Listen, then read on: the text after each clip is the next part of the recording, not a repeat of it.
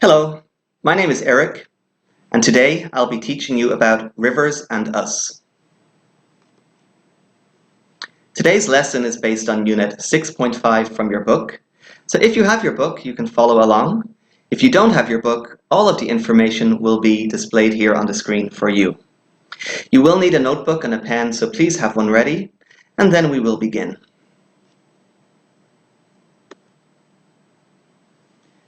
Now let's start by looking at this picture. What is the structure in this picture? Of course, you all know it's a dam. This one is the Kerr Dam in Montana, USA. How does it help us? Why do people build dams across rivers?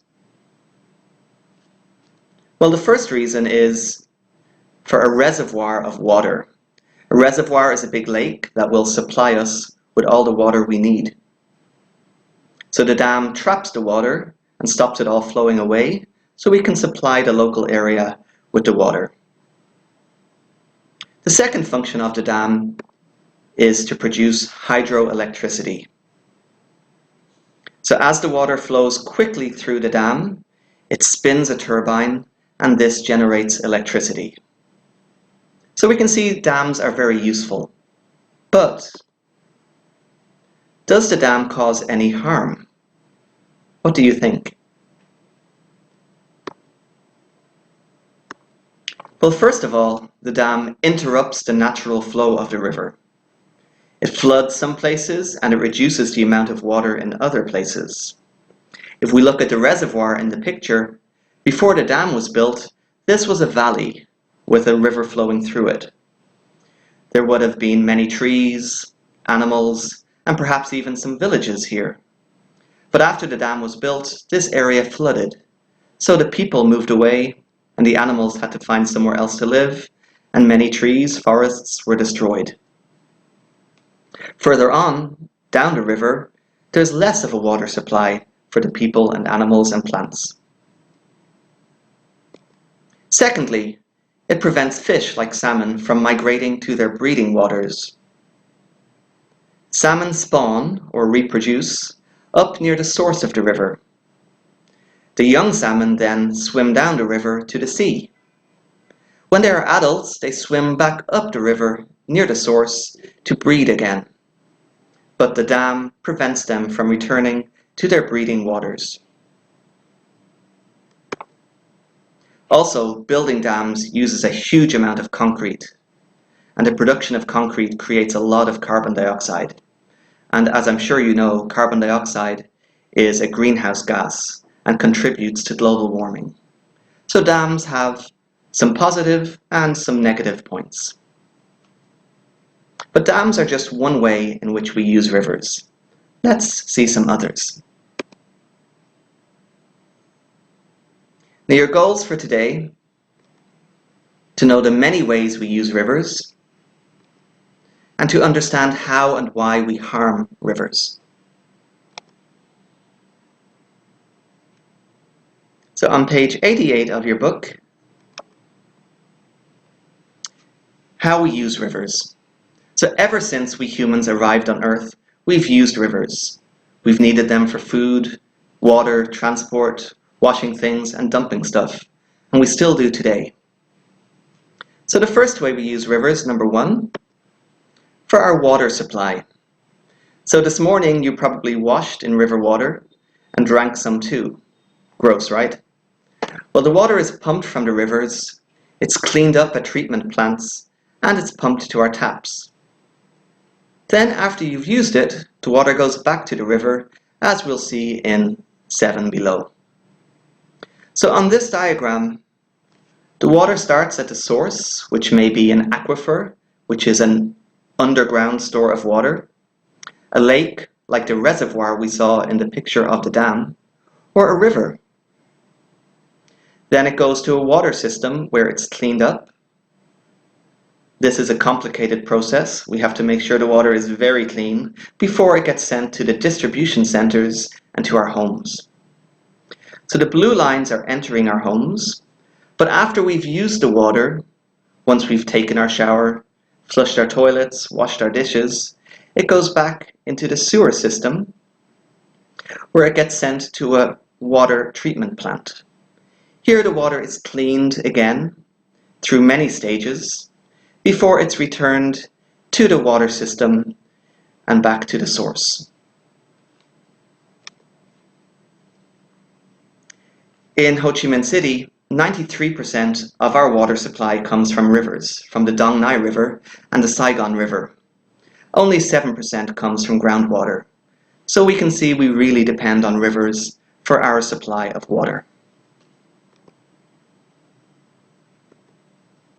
Secondly, for making electricity.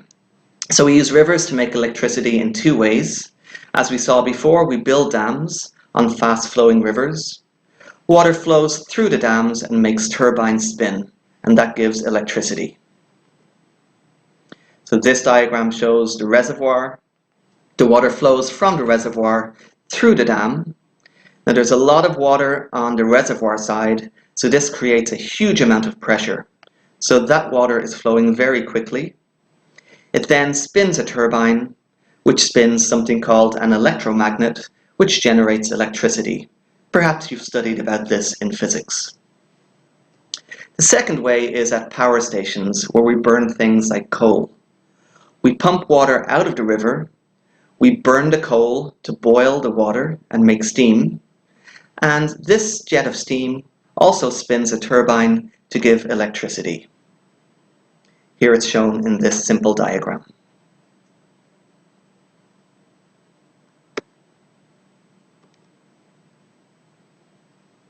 Number 3, we also use river water for farming. So some farmers pump water from rivers to water their crops. For industry, many factories use water to wash things or to cool tanks where chemicals are reacting. They may pump the water straight from a river.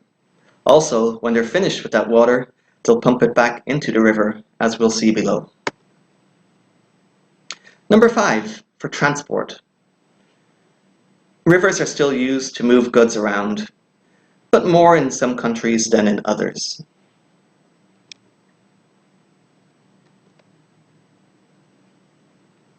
And number 6, for leisure and pleasure. So we humans have always loved rivers. In our free time, we can go fishing, boating, swimming. We can take walks and picnics beside them. In this photograph, these people are doing something called stand-up paddleboarding, which I've done here on the Saigon River. We like living near rivers, as our ancestors did, but today it's not for our survival. Rather, we enjoy the view of living beside a river. And finally, number 7, we use the river as a dump. So the dirty water and other stuff from our homes and from industry will go down to the sewage works. There the water is cleaned up, as we see in the picture, but it still contains a lot of chemicals from detergents, shampoos, and other things that we use.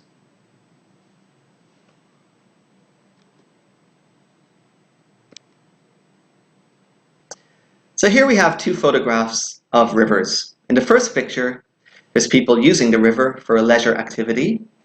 And in the second picture, we have hurt the river. There's been a leak from a factory and it has polluted the river severely.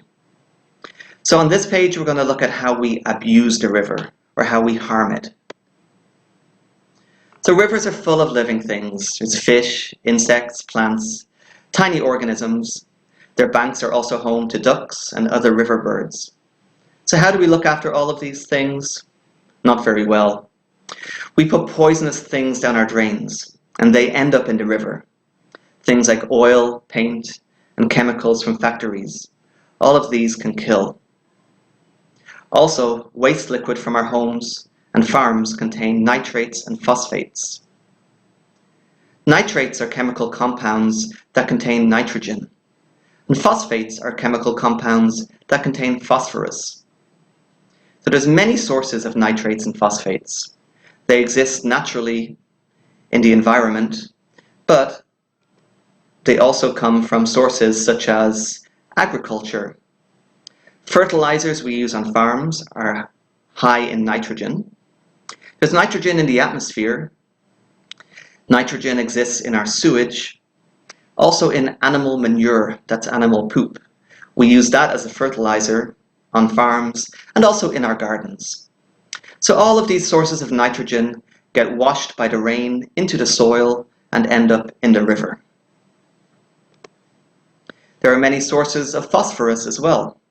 It's used as an ingredient in food and drugs. It's used in detergents. Detergents we use to wash our clothes, wash our dishes, clean our homes. It's used in agriculture, in car washing, the wastewater from our homes, the storm water. That's the water from the streets that goes down the drains when it's raining.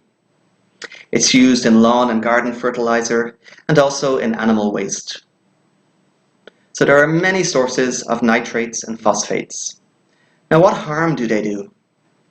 Well, these chemicals help tiny plants called algae to grow like a carpet over a river. This blocks out the sunlight. Also, when the algae die, bacteria feed on them, using up oxygen dissolved in the water. Fish die without oxygen. So what is algae? Well, it's a very simple plant life. It doesn't have the usual features of a plant, such as a leaf, stem, or roots. But it grows in water, and it looks like a kind of slime on top of the water like this. But when there are too many nitrates and phosphates, the algae grows very, very quickly, and we call this algal bloom. It can even look like this. Now, the problem with algal bloom is that algae has a very short lifespan, and when it dies, bacteria feed on it. So bacteria take over the water, and it can poison the water and also use up all of the oxygen. So I have a very short video, it's only about 2 minutes, explaining more about algal blooms. Let's have a look.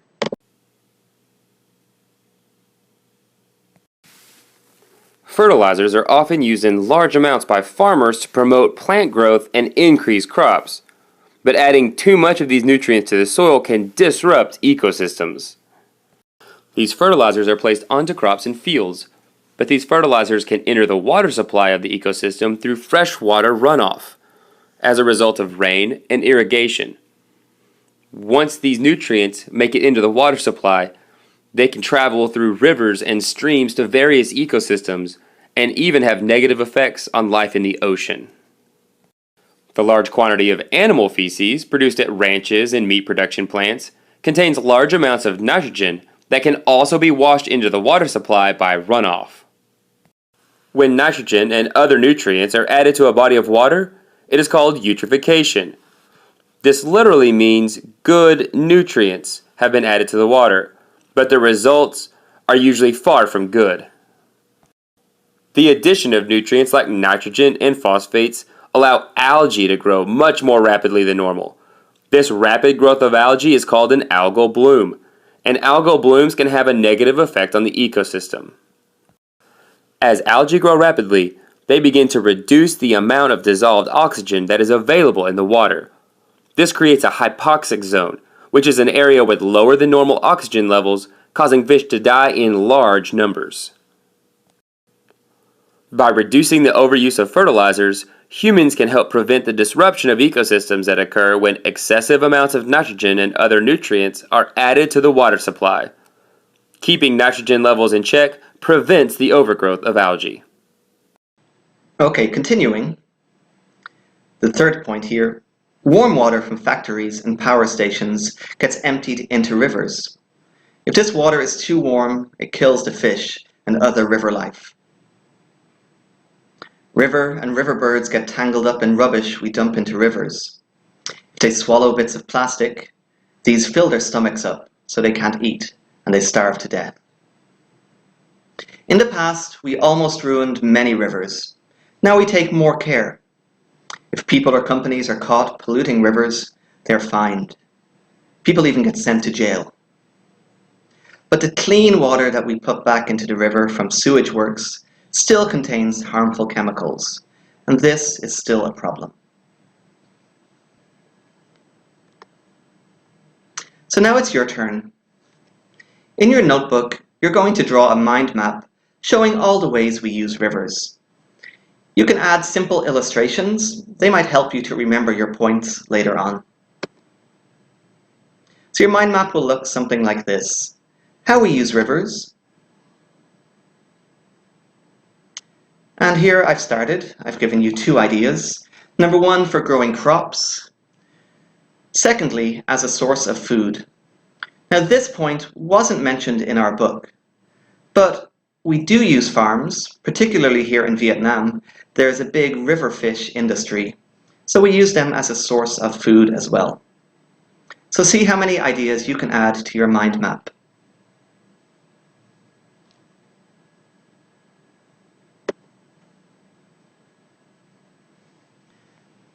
Okay, before we finish the lesson today, let's recap the key vocabulary.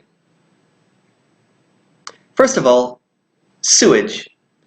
Sewage is wastewater from our homes and toilets. It's carried in large pipes underground called sewers. The sewers take the sewage to sewage works, or sewage treatment plant. This is a place where sewage is cleaned up before being pumped into the sea or river. A turbine is a machine like a wheel that spins to produce electricity. It may be spun by water, steam, or wind. A detergent is a chemical-based cleaning product that helps dissolve dirt. Phosphates and nitrates are chemical compounds that help plants to grow.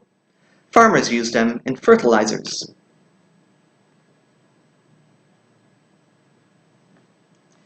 Algae. Algae are simple forms of green plant life that grow in water. Algae looks like slime in the water, but does not have the typical features of most plants, like leaves, roots, or stems.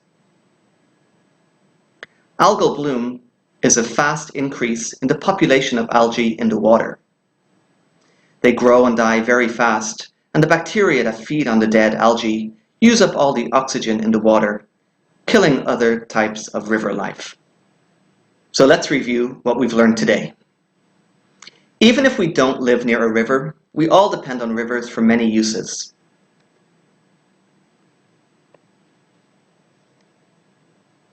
Water supply. The water that comes out of our taps and showers, even our drinking water, comes from rivers. Electricity supply. Rivers are dammed to produce hydroelectricity, and water from rivers is used to create steam in other kinds of power plants. Farming, we use river water to water crops and to farm fish. Industry. Many industries pump water from the river to use in their processes.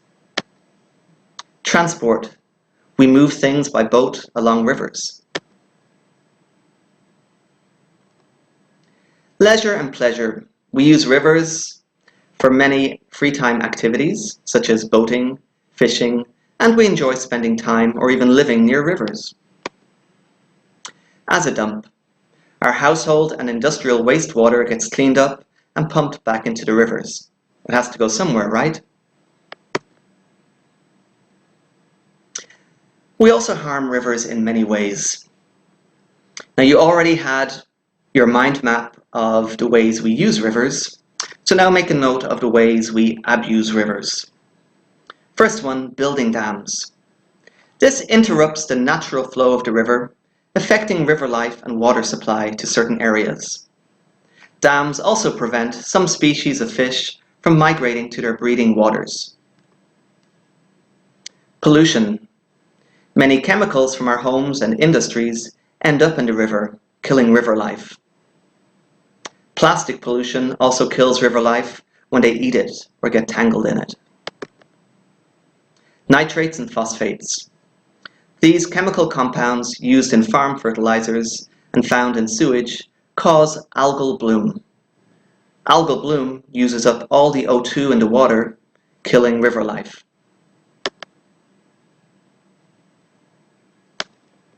So that is the end of the lesson today. Thank you for your attention, and I'll see you all again next week. Goodbye and have a nice day.